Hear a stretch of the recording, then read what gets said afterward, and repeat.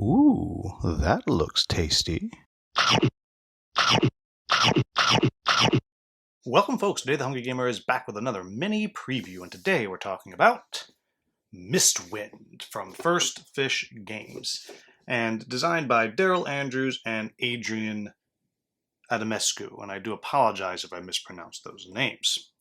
And with art by Gordon Oscar. Sorry, Gordon. Shouldn't leave you out like that. That's rude. And this one is a mini preview simply because currently one of my tripods is a little bit out of commission. I'm having issues getting the legs to stay, and currently if I make it high enough to where I can film this rather large game easily, it's just unbalanced. And I have issues already with the board not lining up with the little lines on my playmat, so I was getting frustrated with it. So we're on to mini preview status here, but that's okay because I think I can cover this. So what this game is, now first off, this is a game that I saw at Origins and I got a little demo of. I didn't get to play, just got it explained, and I was super excited by it. I was doubly excited by it because it gave me some vibes of Ticket to Ride, and I'm going to talk about that later.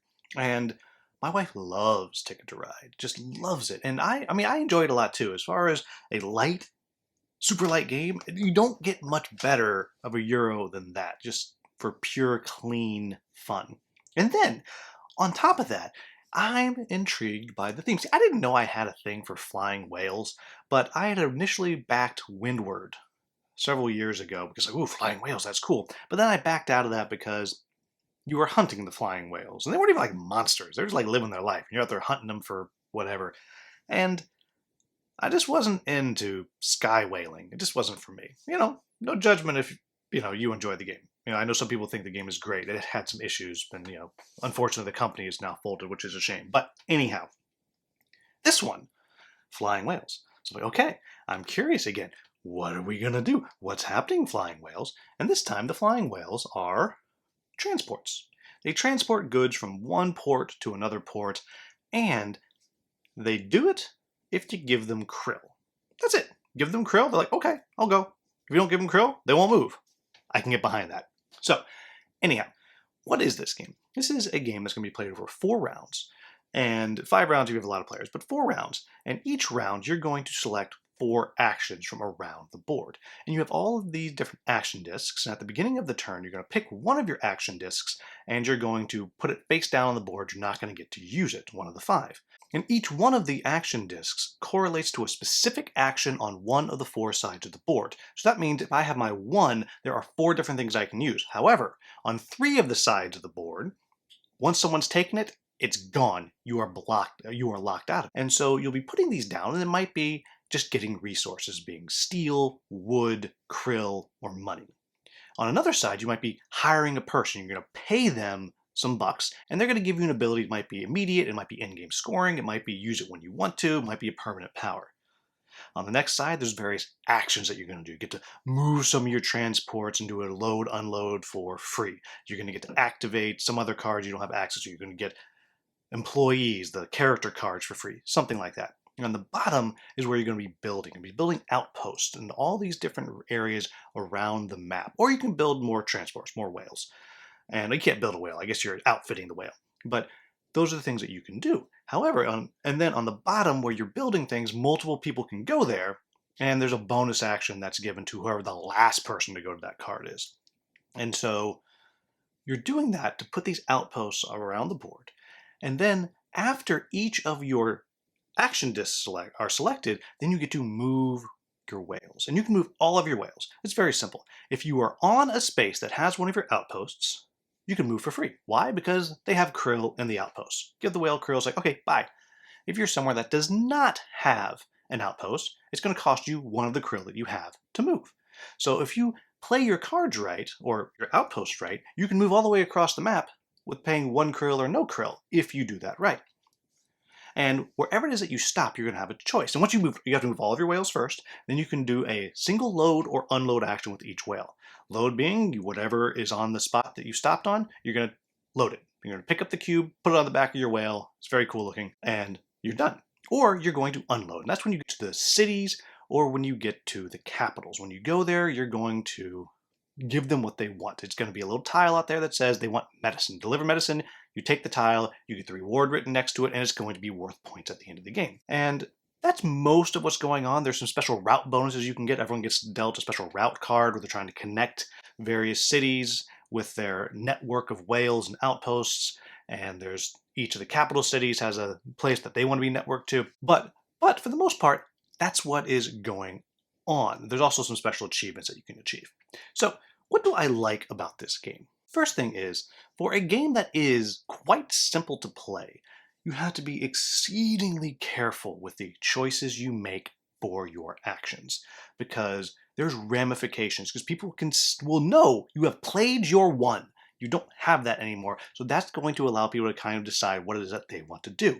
There's a little bit of that trying to decide and figure out what people have thrown away as you're trying to plan out your actions, but you don't have a lot of actions, so you have to be very careful with how you make your choices, and that I think really adds a wonderful element of strategy to a game that's very simple to play.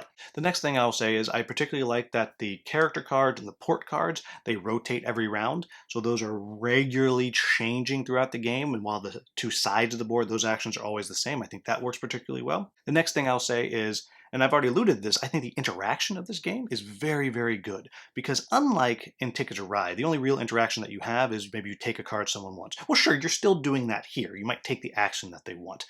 But the only real interaction you'd have is you could block somebody, lock them out of something. Well, you can't do that here. Here, the interaction that you're getting is with all of these different actions around the board, and the actions on the bottom where you get a bonus action if you're the last one to do it.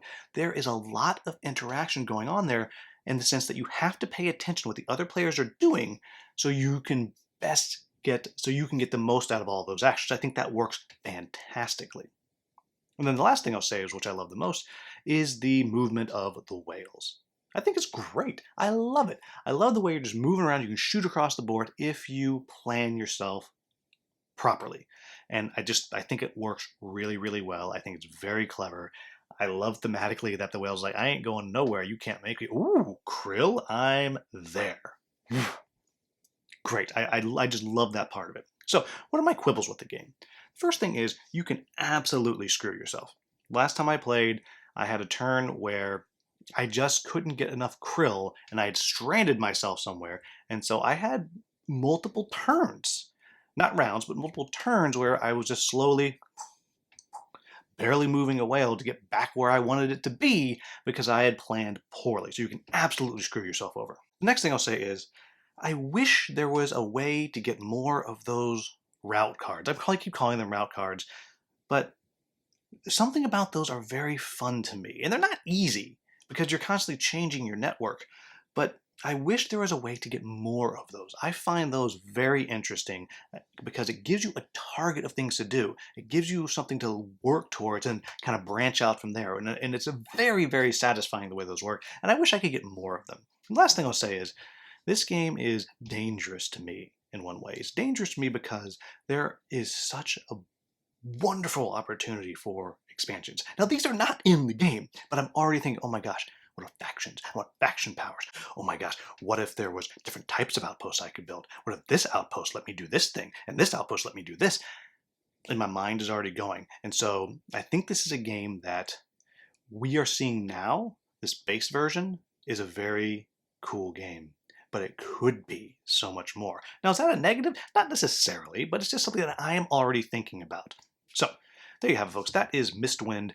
All in all, I am really happy that they sent me this prototype. It was kind of a last minute thing. They sent it out to me. I'm really happy that they did. And then, of course, the full disclosure is that they may send me a copy of the game if the game funds. Sometimes publishers do, sometimes they don't. But I really do hope they do, because I like this one. My wife likes this one a lot, and I'm really excited about it. I think they've really hit the nail on the head on so many aspects of this game that I'm very excited about it. So I think if you are the type of person that likes Euro games, you like worker placement, you like resource management, and you like kind of that Ticket to Ride feel. Again, it's not Ticket to Ride, but I just can't escape that, because you have these locations out on the board and you're connecting them. true Ticket to Ride, and you like that. You like that vibe, and you are looking for a pick up and deliver game. I'm always looking for a pick up and deliver game. This might be the one that finally stays. I know I've said that multiple times, but I don't have one in my house that is a pick up and deliver that I love yet. So there you have it, folks. That is Mistwind. As always, if you found this video useful, please like, subscribe, share, maybe become a channel member. As always, thank you so much for watching. Have a wonderful, wonderful day.